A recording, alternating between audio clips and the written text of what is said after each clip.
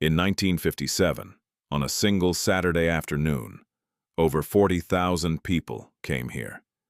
They came for the shops, the restaurants, the movie theater, the sense that this, right here, was the beating heart of their city.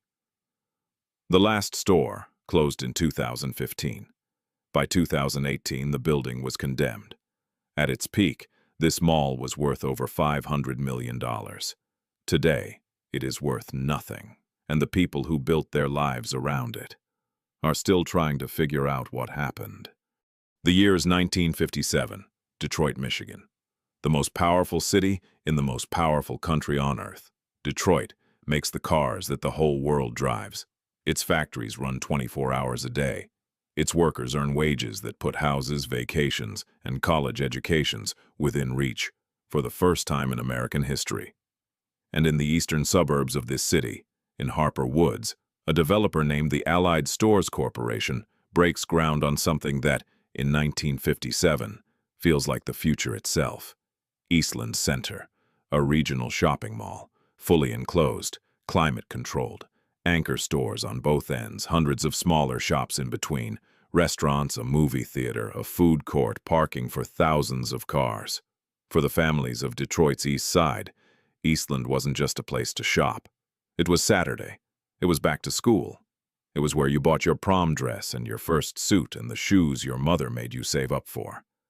It was, in every sense that matters, the center of the community it was built for.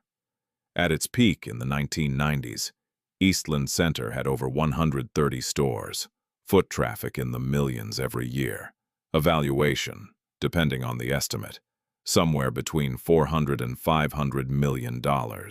So what went wrong? It didn't happen overnight. That's the thing nobody tells you about how a mall dies. It happens in stages, and each stage is invisible until it's already too late. The first stage is the anchor stores.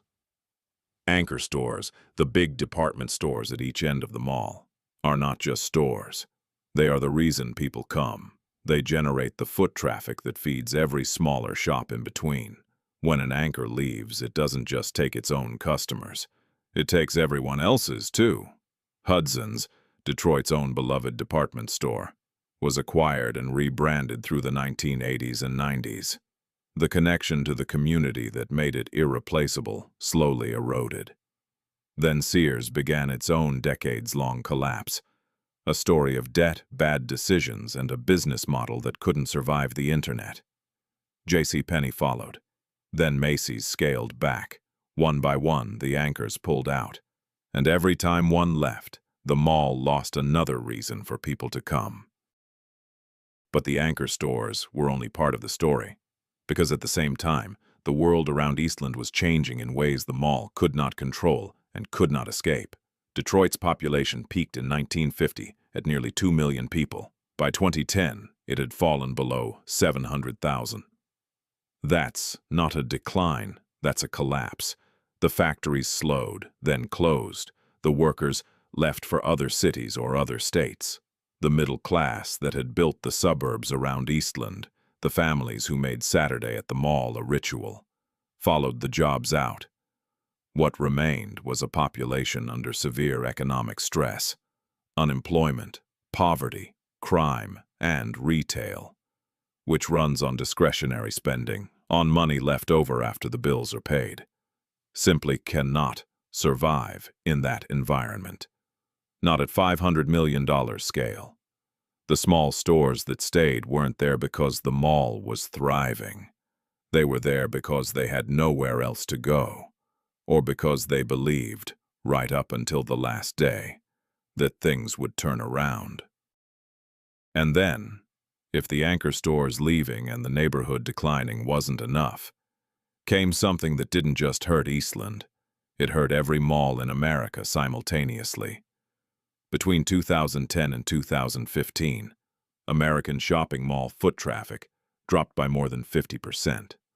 Not because malls got worse, because a company in Seattle figured out how to sell you everything you used to go to the mall to buy without making you leave your house.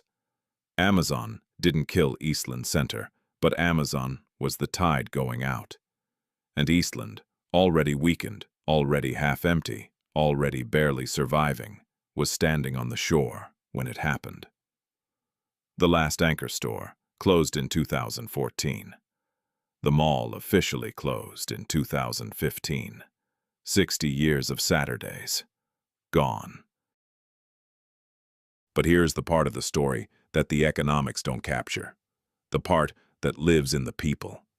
Eastland Center employed thousands of people over its 60 years, not executives, not developers, regular people, teenagers working their first job, mothers working the afternoon shift so they could be home before school got out.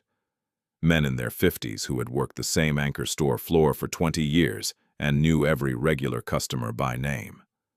When the mall closed, those people didn't just lose a job, they lost a place, a community, a structure to their week.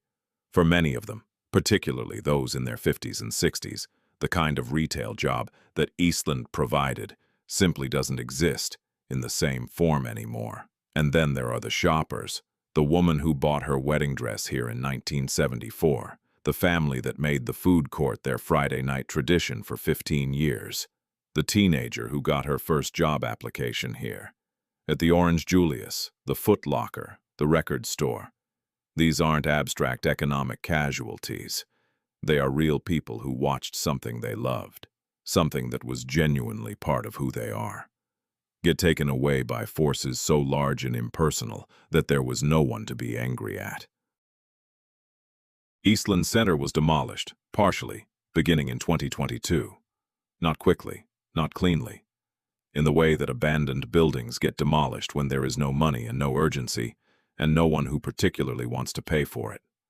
What the demolition crews found inside was a kind of time capsule. Store fixtures still in place, signs still on walls, a food court frozen at the moment it closed, trays on tables, condiment dispensers still mounted, the infrastructure of 10,000 ordinary lunches still standing in the dark. The city of Harper Woods, which depended on Eastland for a significant portion of its tax base, lost millions in revenue when the mall closed. Services were cut, roads deteriorated. The ripple effect of one building's failure spread through an entire community. There are plans now, there are always plans, mixed-use development, residential units, green space, the language of urban renewal, applied to a wound that is still fresh.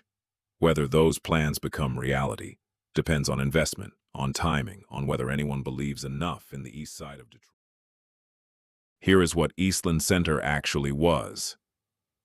It was an agreement between a city and the people who lived in it, that if you work hard, if you build a life here, if you raise your family in this neighborhood, this place will be here for you. Eastland didn't break that agreement, the world did. But the people who showed up every Saturday for 60 years, they held up their end. If there's a mall, a building, a place in your city that's been forgotten, drop it in the comments.